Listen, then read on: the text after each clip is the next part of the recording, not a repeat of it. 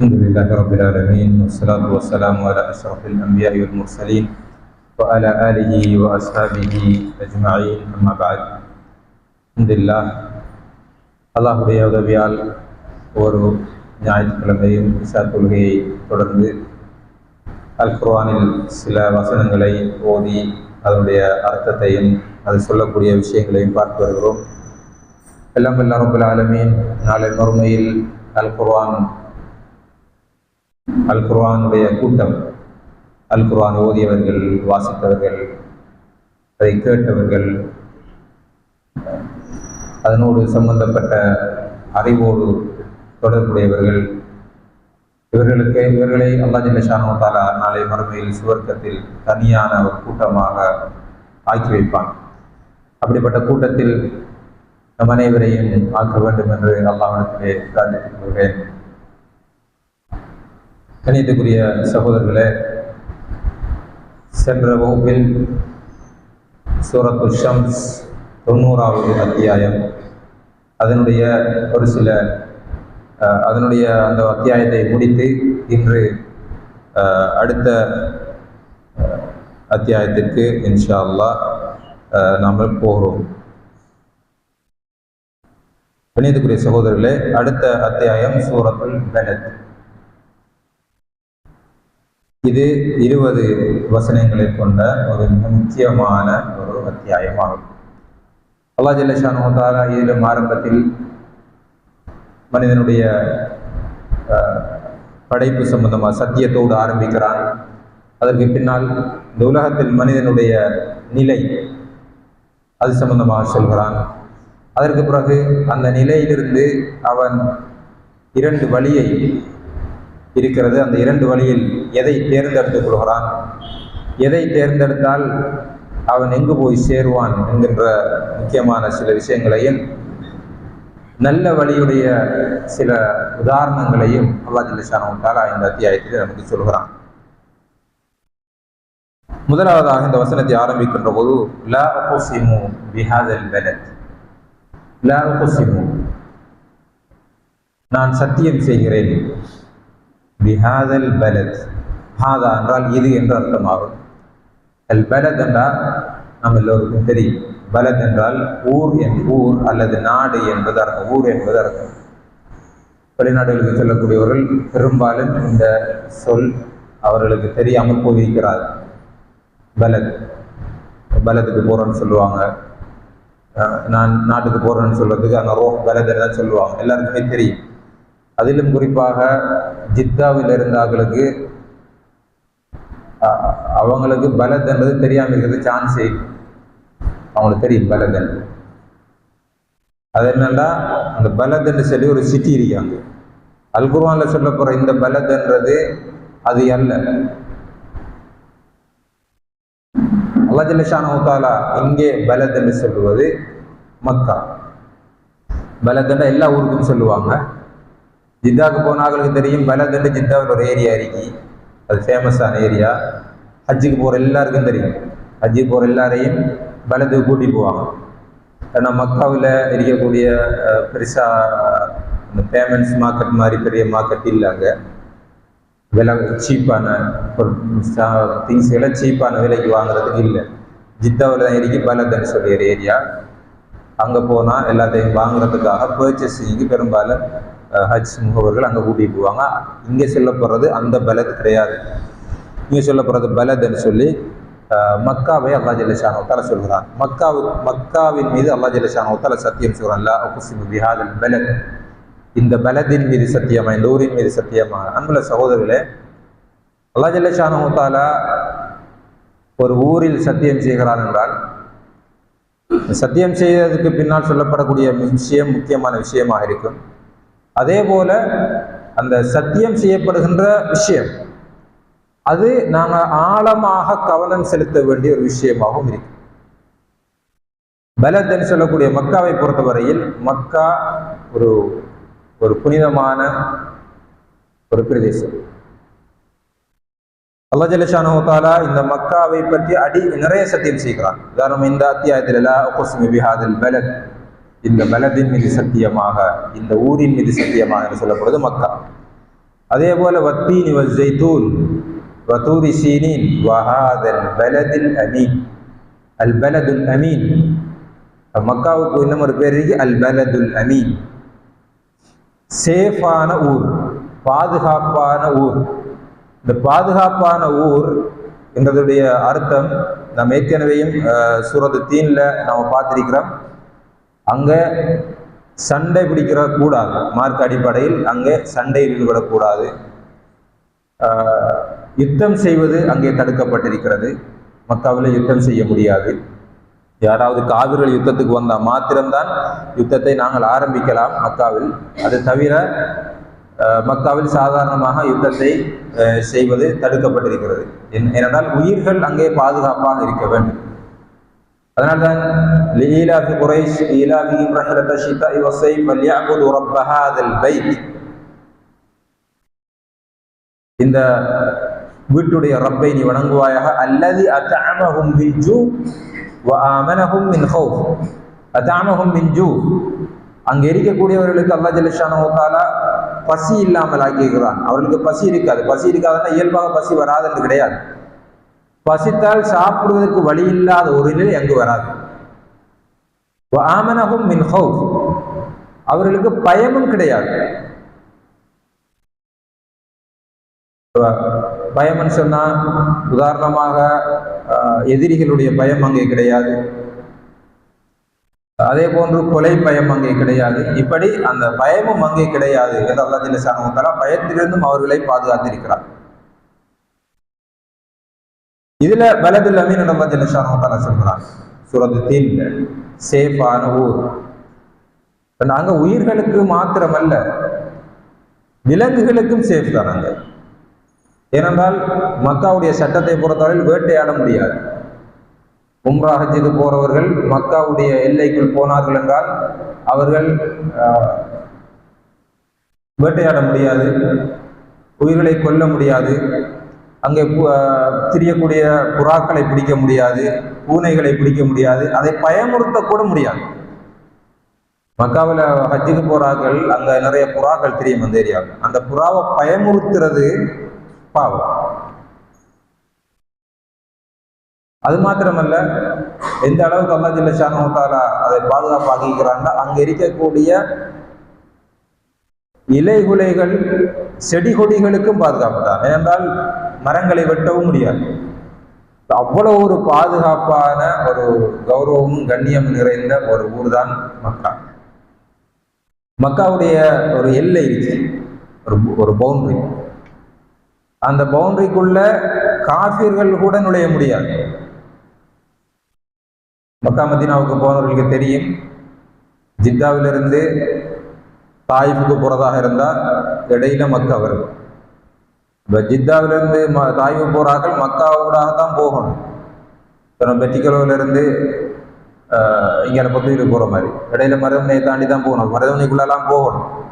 ஆனால் மக்காவுக்குள்ள முஸ்லீம்களை தவிர வேறு யாரும் போக முடியாது. அதனால அந்த போர்டரை, அந்த புனித பூமியாக அடையாளப்படுத்தப்பட்டிருக்கிற அந்த போர்டருக்கு வெளியே வச்சு ரோட்டை பிரிப்பாங்க. இந்த ரோட்டால முஸ்லீம்கள் மாத்திரம்தான் போகலாம், இந்த ரோட்டால முஸ்லீம்கள் போக முடியாது, காவிர்களுக்குன்னு சொல்லி அது வேற ரோட் போட்டிக்கிறாங்க. அந்த வேற ரோட்டால கூட அப்படி வளைச்சி போய் தான் அவங்க தாய்வுக்கு போகணும். இவ்வளவு கண்ணியமும் மகத்துவமும் வாய்ந்த ஒரு ஊர் தான் இந்த மக்கா. இந்த மக்காவில் தான் அல்லாஹ் ஜல்ல ஷானஹு வ தஆலா சத்தியம் செய்கிறான், லா உக்ஸிமு பிஹாதல் பலத். அதே போல இந்த மக்காவை பற்றி என்ன நாம பேசுறதா இருந்தால், ரசூலுல்லாஹி ஸல்லல்லாஹு அலைஹி வஸல்லம் அவர்களுக்கு அல்லாஹுக்கு மிக மிக மிக பிடித்த ஊர் இது. அதனால தான் ரசூலுல்லாஹி ஸல்லல்லாஹு அலைஹி வஸல்லம் அவர்களை மக்காவிலிருந்து அந்த குறைஷிகள் விரட்டி மதீனாவுக்கு அனுப்பிய நேரத்தில், மக்காவிலிருந்து விரட்டணும்னா அவங்களுக்கு எங்கேயாவது போகணும், தாவா செய்யணும், மார்க்கத்தை சொல்லணும்ன்றதுனால மதீனாவுக்கு போனாங்க. மதீனாவுக்கு போற நேரத்தில் மக்காவை விட்டுட்டு போகும்போது கவலையோடு அழுது ரசூலுல்லாஹி ஸல்லல்லாஹு அலைஹி வஸல்லம் அவர்கள் குறிப்பிட்ட தூரத்துக்கு போய் மக்காவை திரும்பி பார்த்து பேசினாங்க. என்ன சொன்னாங்க? வல்லாஹி இன்னகி லஹைரு அர்தில்லாஹ், அல்லாஹ்வின் மீது சத்தியமாக, இன்னகி லஹைரு அர்தில்லாஹ், அல்லாஹ்வுடைய பூமிகளில் மிக நல்ல விருப்பமான கண்ணியமான ஊர் நீ. வஅஹப்பு அர்லில்லாஹி இலல்லாஹ், அல்லாஹ்வுக்கு மிக மிக விருப்பமான ஊர் இந்த ஊர். வலவுலா அன்னி உஹ்ரிஜ்து மின்கி மா ஹரஜ்து, இந்த ஊர் மக்கள் என்னை விரட்டவில்லை என்றால், இவர்கள் சேர்ந்து என்னை வெளியே போ என்று சொல்லவில்லை என்றிருந்தால் நான் இந்த ஊரை விட்டு போயிருக்க மாட்டேன் என்று ரசூலுல்லாஹி ஸல்லல்லாஹு அலைஹி வஸல்லம் அவர்கள் மக்காவை பார்த்து அழுது விட்டுத்தான் போனார்கள். அல்லாஹ் ஜல்ல ஷானஹு தஆலா இன்னும் ஒரு சிறப்பை அவர்களுக்கு ஏற்படுத்தி கொடுத்திருந்தார். மக்காவிலிருந்து மதீனாவுக்கு போகின்ற நேரத்தில் அவர்கள் பயத்தினால் ஒரு இடத்தில் ஒளிந்து கொள்ள வேண்டிய ஒரு தேவை வந்துச்சு. அதனால சவுர் குகையில் போய் ஒளிந்து கொண்டார்கள். சவுர் குகைக்குள் போய் இருந்தால், அந்த சவுர் குகை அடிய நின்றால் காபத்துல்லாஹ் விளங்கும். இப்ப அந்த பில்டிங்கள் அதில் கட்டினத்தானால அது விளங்குதில்லை. ஆனா அப்ப அந்த சவுர் குகை அடிய நின்றா அந்த காபத்துல்லாஹ் விளங்கும். இப்பவும் தெளிவா விளங்கும் அந்த ஏரியா. அங்கிருந்தும் அவங்க மக்காவை பார்த்துட்டு கவலையோட தான் இருந்தாங்க. இப்படி அல்லாஹு ஜல்ல ஷானஹு தஆலாவுக்கும் ரசூலுல்லாஹி ஸல்லல்லாஹு அலைஹி வஸல்லம் அவர்களுக்கும் மிகவும் பிடித்தமான விருப்பமான ஒரு ஊர் தான் இந்த மக்கா. மறுமை நாள் வரையும் அல்லாஹ் ஜல்ல ஷானஹு தஆலா அதை புனித பூமியாக ஆக்கியிருக்கிறார். இன்றைக்கு அதில் புனிதம் கெட்டுக்கொண்டு போகுது மனிதர்களால. இருந்தாலும் அல்லாஹ் ஜல்ல ஷானஹு தஆலா மறுமை நாள் ஏற்படுகின்ற வரையும் அதை புனித பூமியாக ஆக்கி வைத்திருக்கிறார் என்பதை ஹதீஸ்களில் நாங்கள் பார்க்கலாம். அதே போல மக்காவுடைய இன்னும் ஒரு சிறப்பை பார்த்தோம் என்று சொன்னால், காபத்துல்லாஹ் என்கின்ற அந்த ஆலயம் இருக்கிறது. அவ்வல் உபைத்தின் ஓவிய லின்னாஸ், மனிதர்களுக்காக கட்டப்பட்ட அல்லது அமைக்கப்பட்ட முதலாவது பள்ளிவாசல் காபத்துல்லாஹ். அவ்வல் உபைத், அப்ப அல்லாஹ்வுடைய முதலாவது பள்ளிவாசல். ரசூலுல்லாஹி ஸல்லல்லாஹு அலைஹி வஸல்லம் அவர்கள் ஆரம்பத்தில் பைத்துல் முகத்தஸை பார்த்து தான், அதுதான் கிபிலாவாக இருந்தது. பைத்துல் முகத்தஸ் தான் மனிதர்களுடைய கிபிலா. ஆனால் ரசூலுல்லாஹி ஸல்லல்லாஹு அலைஹி வஸல்லம் அவர்கள் மதீனாவில போய் தொழுது கொண்டிருக்கிற இடத்துல பைத்துல் முகத்தஸை பார்த்து தான் தொழுதுட்டு இருந்தாங்க. இருந்தாலும் மனசுல ஒரு ஆசை, காபத்துல்லாஹ் பார்த்து தொழணும், காபத்து அளிக்கிற திசையில தொழணும், காபத்துல்லாவோட எல்லார மனசும் காபத்துல்லாவோட அட்டாச்டா இருக்கணும். இப்ப நாம இந்த பக்கம் பார்த்து தொழுகிறோம்னா காபத்துல்லாவோட அட்டாச்டா இருக்கிறோம். இந்த ஒரு ஒரு ஒரு அந்யோன்யம் மக்காவோடு காபத்துல்லாவோடு வரணும்ன்றதுனால ரசூலுல்லாஹி ஸல்லல்லாஹு அலைஹி வஸல்லம் அவங்களோட விருப்பத்தை அல்லாஹ் ஜல்ல ஷானஹு தஆலா நிறைவேற்றினார். பைத்துல் முகத்தஸில் இருந்து மக்காவை காபத்துல்லாவை பார்த்து தொழுமாறு அல்லாஹ் ஜல்ல ஷானஹு தஆலா ஏவினார். இப்படியான ஒரு பள்ளிவாசல் இருக்கக்கூடிய இடம்தான் இந்த மக்கா. அதே போன்று மக்காவை பொறுத்த பள்ளிவாசலை பொறுத்தவரையில் ரசூலுல்லாஹி ஸல்லல்லாஹு அலைஹி வஸல்லம் அவர்கள் யார் மக்காவில் மஸ்ஜிதுல் ஹராம் என்று சொல்லக்கூடிய இந்த பள்ளிவாசலில் ஒரு வக்து தொழுகிறாரோ, யார் மக்காவில் மஸ்ஜிதுல் ஹராத்தில் ஒரு வக்து தொழுகிறாரோ, கைரும் மின் அல்ஃபி ஸலாத்தின் ஃபீமா சிவா, ஏனைய பள்ளிகளில் தொழுவதை விட 1000 மடங்கு நன்மை கூடியது. ஒருவர் பாகியாது சாலியாத்தில் இஷா தொழுகை பயபக்தியோடு தொழுதால் அவருக்கு எத்தனை நன்மை கிடைக்கும் என்று அல்லாஹ் தான் தெரியும். தனித்து தொழுவரை விட 27 மடங்கு கிடைக்கும். ஆனால் தனித்து தொழுகிற ஆளுக்கு எவ்வளவு கிடைக்கும் என்று தெரியாது. இப்ப தனித்து தொழுகிற ஆளுக்கு ஒரு நன்மை, ஜமாத்தோடு தொழுகிற ஆளுக்கு 27 நன்மை என்று சில அப்படி ஒரு பதிவு இருக்கு. 27 நன்மை இல்லை, 27 மடங்கு. தனித்து தொழுகிற ஆளுக்கு பக்தியோட தொழுதா எவ்வளவு நன்மை கிடைக்கும் என்று தெரியாது. இப்ப ஜமாத்தோட தொழுகிறார்களுக்கு 27 மடங்கு. இப்ப எவ்வளவு நன்மை என்றே தெரியாது ஒரு ஈமானை பொறுத்தது. அதே ஒரு இஷா தொழுகைய அவர் மக்காவில் இருக்கக்கூடிய பைத்துல் ஹராம் காபத்துல்லாஹ்வில் தொழுதார், அவருக்கு அந்த இஷா தொழுகையில் கிடைக்கக்கூடிய நன்மையின் அளவை விட 1000 மடங்கு, 1000 இஷா தொழுத நன்மை கிடைக்கும். ஒரு இஷா தொழுகைக்கு 1000 இஷா தொழுகை கிடைக்கும். ஒரு ஃபஜர் தொழுதாருன்னா 1000 ஃபஜர் தொழுத நன்மை கிடைக்கும். அப்போ 7 நாள் ஒருவர் மக்காவுக்கு போய் உம்ரா செய்ய போய் அல்லது ஹஜ்ஜுக்கு போய் ஒரு 15 நாள் ஒரு மாசம் நிற்கிறாருண்டா, அந்த ஒரு மாசமும் அந்த காபத்துல்லாஹ்வில் தொழுவாராக இருந்தால் எவ்வளவு வக்து தொழுத நன்மை கிடைக்கும். ஆனால் நம்மளாக்கள் என்ன செய்வாங்கன்னு சொன்னா, உம்ரா ஹஜ்ஜுக்கு போவாங்க, ஹோட்டல் கொஞ்சம் தள்ளி இருக்கும் அல்லது இறங்கி வர வேண்டியிருக்கும். ஹோட்டல்ல அங்க 10 மாடி 15 மாடி அந்த மாதிரி தானே பில்டிங்கள் எல்லாம், அது இறங்கி வர்றதுக்கு மாச்சல் அடிக்கும். ரூம்ல தொழுதுடும், ஹஜ்ஜி முடிஞ்சிடும், மர ரூம் கொடுப்பாங்க கொஞ்சம் தள்ளி. உதாரணமா இது காபத்துல்லாண்டா ஒரு ஒரு கல்முனையில மாதிரி, அப்படி இல்லாட்டி ஒரு நம்மளோட பேசி ஹாஸ்பிட்டல் இருக்கிற மாதிரி கொஞ்சம் தள்ளி கொடுப்பாங்க. அதிலிருந்து வாரத்துக்கு ஒரு ரியால் 2 ரியால் தான் காசு எடுப்பாங்க. நடந்தே வந்துடலாம், அது அவ்வளோ க்ரௌட் அடிக்கும் அப்படி. ஆனால் அந்த ஏரியாவில் ஒரு சின்ன சின்ன பள்ளி இருக்கும், அங்கே சொல்லிடுவாங்க. அதில் பெருமதி விளங்காது. அல்லாஹ் ஜல்ல ஷானஹு தஆலா இவ்வளவு சத்தியம் செய்கிறான்னு அந்த ஊர்ல சும்மா சத்தியம் செய்ய மாட்டாங்க. அவ்வளவு நன்மையை அல்லாஹ் ஜல்ல ஷானஹு தஆலா அந்த இதுல வச்சுக்கிறான். அதே போல மஹ்பத்துல் வஹி, ரசூலுல்லாஹி ஸல்லல்லாஹு அலைஹி வஸல்லம் அவர்கள் நம்முடைய தூதர் பிறந்த ஊர். ரசூலுல்லாஹி ஸல்லல்லாஹு அலைஹி வஸல்லம் அவர்களுக்கு வஹி அறிவிக்கப்பட்ட ஊர், அல் குர்ஆன் இறக்கப்பட்ட ஊர். இன்னைக்கு அல் குர்ஆன் டிரான்ஸ்லேஷனை கொண்டு வந்து வச்சுட்டு அது வெளியே வரல, இவ்வளோ பிரச்சனை போயிட்டு இருக்கு, இசுவாயிட்டு. அந்த அல் குர்ஆன் இவ்வளவு பெரிய நம்மளுக்கு எவ்வளவு கோபம் வருது. இவ்வளவு காலமா இந்த தர்ஜுமா இதுக்குள்ள வச்சுக்கிறாங்க, இதுல என்ன இருக்கு, ஏன் இந்த அநியாயம் செய்றீங்க, ஏன் இதை வெளியே கொண்டு வரல? சில கருத்துக்களை நான் சொல்லப்பட்டுச்சு, ஜிஹாத் என்ற சொல்ல டிபெக்ஸ் பண்ணி போட்டு விடுங்கன்னு சொல்லி எல்லாம் சொல்லப்படுது. இதெல்லாம் கேள்விப்பட்ட உடனே ஒரு ரொம்ப கஷ்டம் அறிகிறது கேட்குறது. தர்ஜுமாவில் என்ன இருக்கு? வந்த தர்ஜுமாக்கள் அரபை மட்டும் ரிலீஸ் பண்ணிட்டாங்க.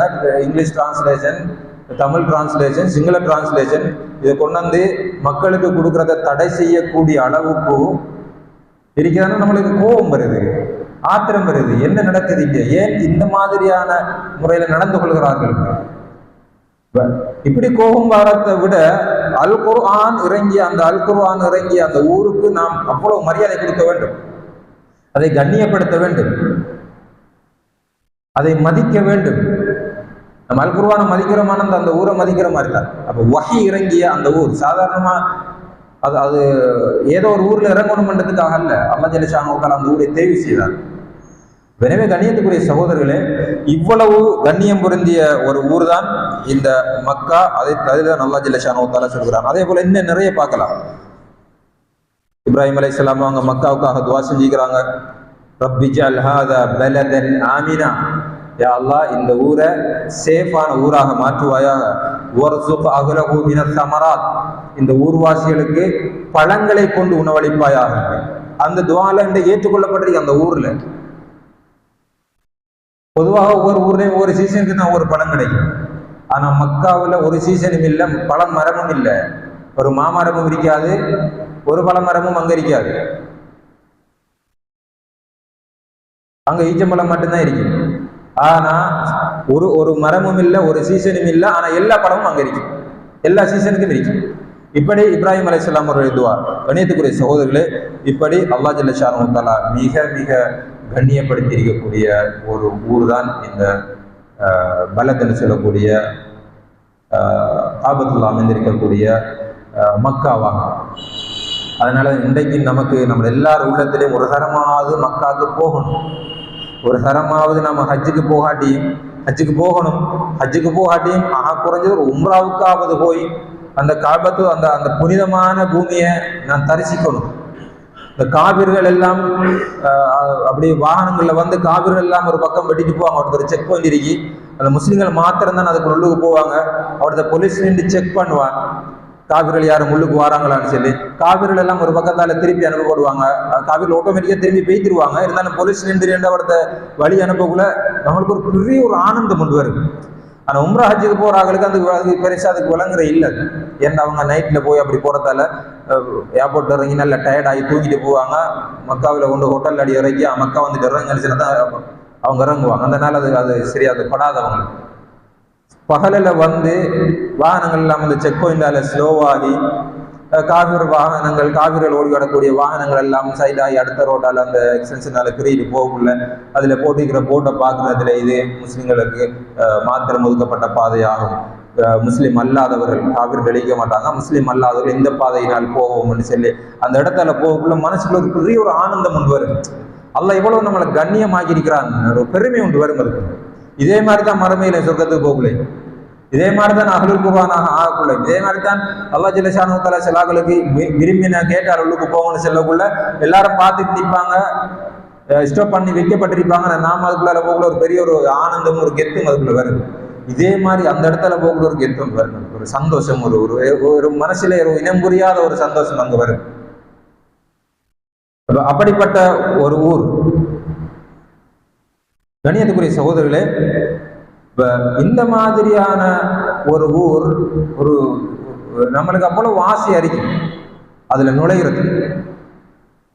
அந்த ரோட்டால போகணும், மக்காவில மிதிக்கணும். ரசூலுல்லாஹி ஸல்லல்லாஹு அலைஹி வஸல்லம் அவர்கள் திரிந்த இடம், அந்த சஹாபாக்கள் இருந்த இடம், சஹாபாக்கள் வேதனை செய்யப்பட்ட இடம், சஹாபாக்கள் யுத்தம் செய்த பூமி, அவர்கள் யுத்தம் செய்த அந்த பிரதேசத்துல நாம கால் வைத்து நடக்கிறோம் என்கின்ற உணர்வு அங்க வருது. அந்த இடத்துக்கு போகணும், காபத்துல்லாவை நேரடியாக கண்ணால ஒரு தரம் பார்க்கணும், காபத்துல்லாவோட சீலையை தொட்டு பார்க்கணும். அதெல்லாம் சுன்னா அல்ல, ஒரு மனிதனுடைய உள்ள ஆசைகளை சொல்றாங்க. இந்த மாதிரியான ஆசைகளை இப்ராஹிம் அலைஹிஸ்ஸலாம் அவங்க துஆ செஞ்சாங்க, யா அல்லாஹ் இந்த கஅபாவை எப்படி ஆகணும்னு சொன்னா, இந்த பலதை எப்படி ஆகணும்னு சொன்னா, எல்லார உள்ளத்திலையும் இங்க போகணும்னு ஒரு ஆசை இருக்கணும். எல்லார உள்ளமும் சவுதியை எவ்வளவு வெறுத்தாலும் மக்காவை வெறுக்க மாட்டேன்னாங்க. ஏன்னா இப்ராஹிம் அலைஹிஸ்ஸலாம் துஆ. இப்ப சவுதியை நிறைய பேர் வெறுக்கிறாங்க, அவருடைய நடைமுறைகள், ஆட்சி முறைகள். ஆனா மக்காவை யாருமே வெறுக்க மாட்டாங்க, யாருமே வெறுக்க மாட்டாங்க. ஏன்னா இப்ராஹிம் அலைஹிஸ்ஸலாம் அவங்க துஆ செஞ்சுக்கிறாங்க, இந்த மக்காவை யாருக்கும் வெறுப்புக்குரிய ஊராக மாற்றி விடாது முஸ்லிம்களுக்கு. அதனால நம்ம எல்லாருமே நம்ம எல்லாருடைய உள்ளமும் அதன்பால் இணைய வேண்டும் என்று அவங்க துஆ செஞ்சாங்க. அந்த துஆ இன்றைக்கு இருக்கு, எல்லாருக்கும் ஒரு ஆசை இருக்கு. இப்படிப்பட்ட ஒரு ஊரை மதிப்பதும் நேசிப்பதும், இப்படிப்பட்ட ஒரு ஊரில் சத்தியம் செய்து அல்லாஹ் நமக்கு என்னத்தை சொல்ல வாரா என்பது நமக்கு ஒரு அடுத்தது என்னவா இருக்கும். இந்த வசனத்தில் என்னத்தை சொல்ல போறான் அல்லாஹ்? இவ்வளவு பரக்கத் பொருந்திய, இவ்வளவு புனிதமான ஒரு ஊரை சத்தியம் செஞ்சுட்டு அப்ப அங்கே என்னத்தை சொல்ல போறான் என்கின்ற ஒரு கேள்வி நம்மள்கிட்ட வரணும். அதுக்காக தான் லாவுக்கு பிஹாதல் பலது நம்ம அதில் சாமத்தால சொல்லி காட்டுறோம். அதனால இன்னொரு இடத்துல சொல்றான், இந்த காபத்துல்லா எல்லாம் அல்லாஹ்வுடைய இலட்சினைகள். நம்ம இலங்கைக்கு ஒரு இலட்சினை இருக்கு. இலங்கையுடைய இலட்சினையை யாராவது மதிக்காமல் நடந்தால் அது சட்டப்படி குற்றம், அதற்கு தண்டனை இருக்கிறது. இலங்கையில தேசிய கொடியாக இருக்கலாம், இலங்கையுடைய சின்னமாக இருக்கிறது, இலங்கையுடைய அடையாள சின்னங்கள். இதை யாராவது மதிக்காம இருந்தால் அவங்க தண்டிக்கப்படுவாங்க. நமக்கு தெரியும் இந்த ஜஹரான பிரச்சனை பொருள், அந்த பௌத்தர்களுடைய அந்த சில்லு அதை போட்டதுனால, ஒரு அந்த உடுப்பு இருந்ததுனால, அந்த உடுப்புல அந்த இது இருந்ததுனால எவ்வளவு பிரச்சனையெல்லாம் வந்துச்சு, கைதுகள் நடந்துச்சுன்னு சொல்லி. ஏன்னா அவங்க அதை மதிக்கிறாங்கிறதுனால அப்படி செஞ்சாங்க. அது உண்மையில அது அது மதிக்காம செஞ்ச வேலை இல்லை. அது அந்த அவர்கள் உணர்வை சொல்கிறேன், அது ஒரு பிழையாக உருவாக்கப்பட்ட ஒரு உணர்வு இருந்தாலும் ஒரு மதத்துடைய, ஒரு நாட்டுடைய இலட்சினைகள் மதிக்கப்பட வேண்டும். மதிக்கப்படாமல் இருப்பது தண்டனைக்குரிய குற்றம். இதே மாதிரி அல்லாஹ் சொல்லுறான், அல்லாஹ்வுக்கு சில இலட்சினைகள் இருக்கின்றன, அதை மதிங்கன்றான். சாதாரணமாக ஒரு நாட்டுடைய இலட்சினை, ஒரு சிங்கக்கொடியை ஒரு ஆள் பப்ளிக்கா கிழிக்கலாமா? என்ன நடக்கும்? அது தேச துரோகம். அல்லாஹ் சொல்றான், அல்லாஹ்க்கு சில இலட்சினை இருக்கு, அதை மதிங்க. அதை அவமதிச்சிங்க, அல்லாஹ்வுடைய நீதிமன்றத்தில் நீங்க கடுமையாக தண்டிக்கப்படுவீர்கள். அல்லாஹ்வுடைய இலட்சியங்கள் என்னென்றா, அல்லாஹ் கண்ணியமாக சொல்லி இருக்கக்கூடிய அனைத்தும் அல்லாஹ்வுடைய இலட்சியங்கள். உதாரணம் பள்ளிவாசல் அல்லாஹ்வுடைய இலட்சியம். இலங்கைக்கு எப்படி தேசிய கொடியோ அதே போன்று அல்லாஹ்வுக்கு இப்படி இது இந்த பள்ளிவாசல். எனவே இந்த பள்ளிவாசலை சண்டை பிடிக்கிறது, பள்ளிவாசல்ல நிர்வாகிக்கிறார்களுக்கு கேள்வி கேட்கறது, நிர்வாகிக்கிறார்களை குறை சொல்றது, பள்ளிவாசல்ல ஒரு அசிங்கம் கிடந்து அதுக்கு நம்ம கணக்கெடுக்காம போறது, நிர்வாகத்துக்காக சண்டை பிடிச்சி நிர்வாகத்தை குலைக்கிறதுக்கு ட்ரை பண்றது, பள்ளிவாசல் சொத்துக்களை சூறையாடுறது, இதெல்லாம் அல்லாஹ்வுடைய இலட்சினைகளை நாங்கள் அவமதிக்கிறோம். அதனாலதான் உமர் ரலியல்லாஹு அன்ஹு அவங்க பள்ளிவாசலை பேசிட்டு இருந்தாங்க. அது சொன்னாங்க, நீங்க ரெண்டு வெளியூரா போயிருந்தீங்க, இல்லாட்டி உங்களுக்கு சரியான வேலை செஞ்சிருப்பீங்க. அந்த பள்ளிவாசலை சட்டம் உயர்த்தி கலைக்க கூடாது. என்னது அல்லாஹ்வுடைய இலட்சினை, அதை கௌரவிக்கும் என்ற ரசூலுல்லாஹி ஸல்லல்லாஹு அலைஹி வஸல்லம் சொன்னார். அதே போன்றுதான் அல்லாஹ்வுடைய இலட்சியங்களில் ஒன்று காபத்துல்லா, அந்த பலத். எனவே அந்த ஊருக்கு போனா அந்த ஊருக்கு கொடுக்கக்கூடிய கண்ணியத்தை நாங்கள் கொடுக்க வேண்டும், ஒரு ஆசை இருக்க வேண்டும். இப்படிப்பட்ட ஒரு ஊரில் சத்தியம் செய்து அல்லாஹ் ஜல்ல ஷானஹு சொல்லக்கூடிய மிக முக்கியமான விஷயமாக இருக்கும். அந்த விஷயத்தை இன்ஷா அல்லாஹ் அடுத்த வகுப்பில் பார்க்கலாம். நம்மளுடைய டைம் முடிஞ்சு எனவே எல்லாம் அல்லாஹ் ஜல்ல ஷானஹு தஆலா அல்லாஹ்வுடைய இலட்சினைகளை கண்ணியப்படுத்தக்கூடிய ஒரு நல்ல மனிதர்களாக நம் அனைவரையும் மாற்றுவானாக. அல் குர்ஆனை ஓதி வாசித்து விளங்கிய ஒரு கூட்டமாக நாளை மறுமையிலும் இந்த கூட்டத்தை சுவர்க்கத்தில் ஒன்றாக வைப்பதற்கு எல்லாம் அல்லாஹ் ஜல்ல ஷானஹு தஆலா தௌஃபீக் செய்ய வேண்டும். வஆஹிரு தஅவானா அல்ஹம்துலில்லாஹி ரப்பில் ஆலமீன். அஸ்ஸலாமு அலைக்கும் வரஹ்மத்துல்லாஹி வபரகாத்துஹு. சுப்ஹானக்கல்லாஹும்ம வ பிஹம்திக அஷ்ஹது அன் லா இலாஹா இல்லா அன்த அஸ்தக்ஃபிருக வ அத்தூபு இலைக்.